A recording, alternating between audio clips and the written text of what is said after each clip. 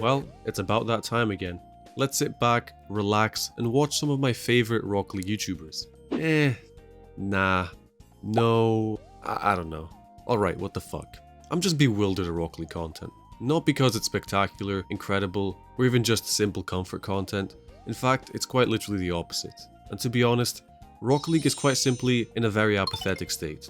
The player count might not be terrible, and it's still a unique concept, which means that Rocket League can't fully die as an idea, even though Epic have tried their best. I know that I'm basically pissing in the wind by saying this, at this point, who hasn't?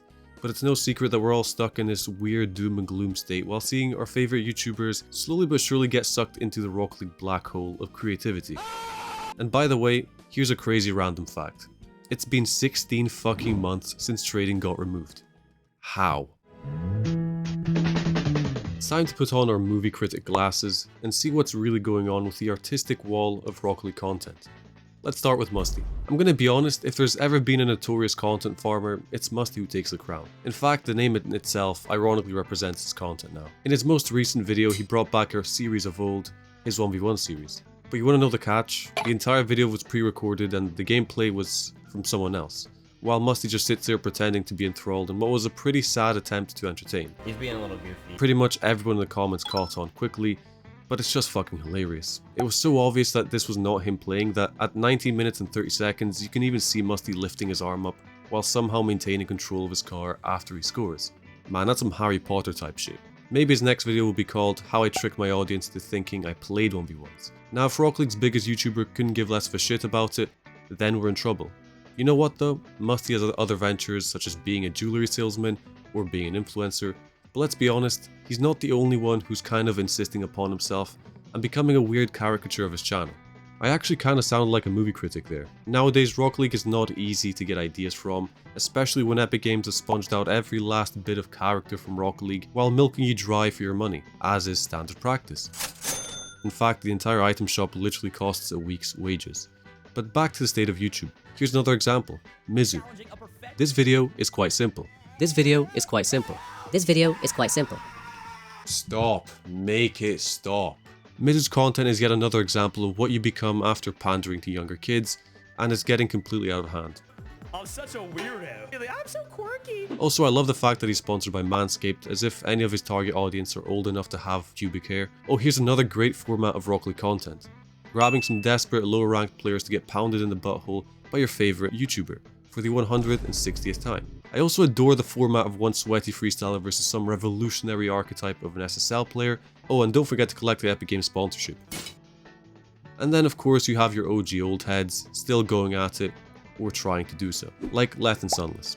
I'm sorry, but I can't even bring myself to dump on them, especially Leth. I mean, this guy is the Lionel Messi of Rocket League content, even if at times he can get a little repetitive. I mean, I love Leth as much as a straight man could love another. That sounds kind of creepy, but you get the gist. Doom and gloom.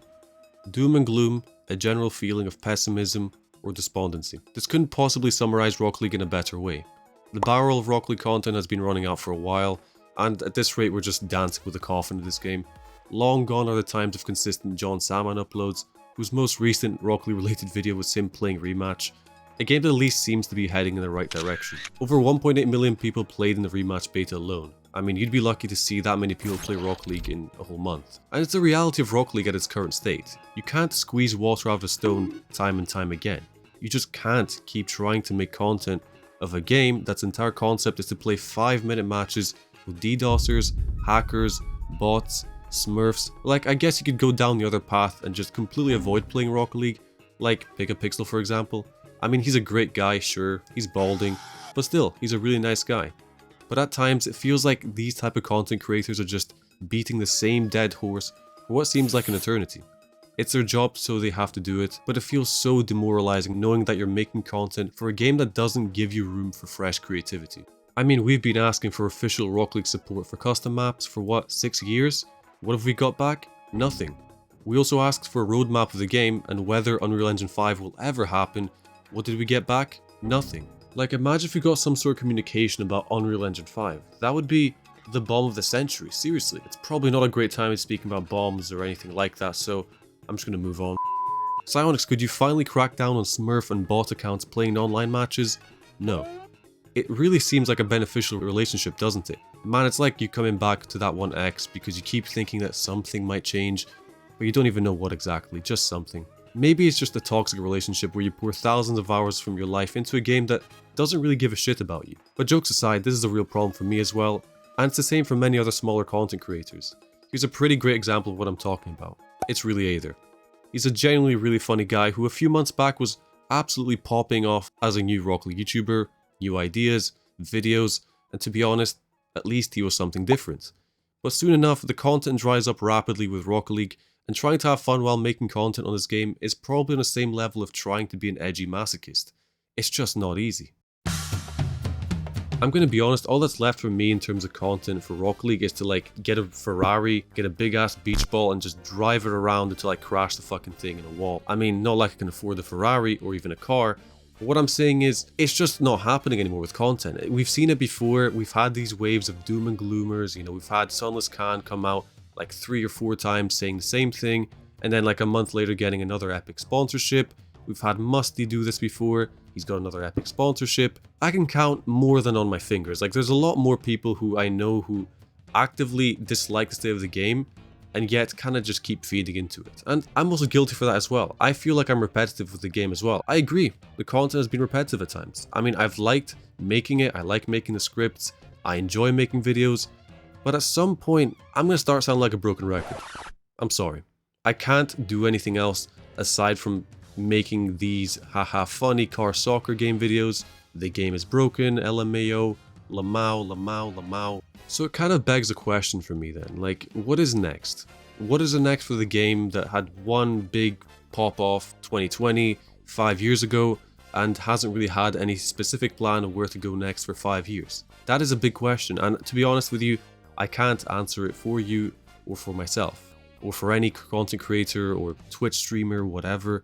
Content on this game is quite simply almost a graveyard. I mean, I really can't say it's a farm. The actual game itself, I guess, is active enough, but I've never felt so disconnected before within a community. Like, I've got to be honest, I've never felt like a game has been so far away from achieving anything close to what I guess would be a successful game, but they're blatantly just disregarding every key issue every single year. You know, smurfing has been a thing for 5 years, guys. Take some action, okay?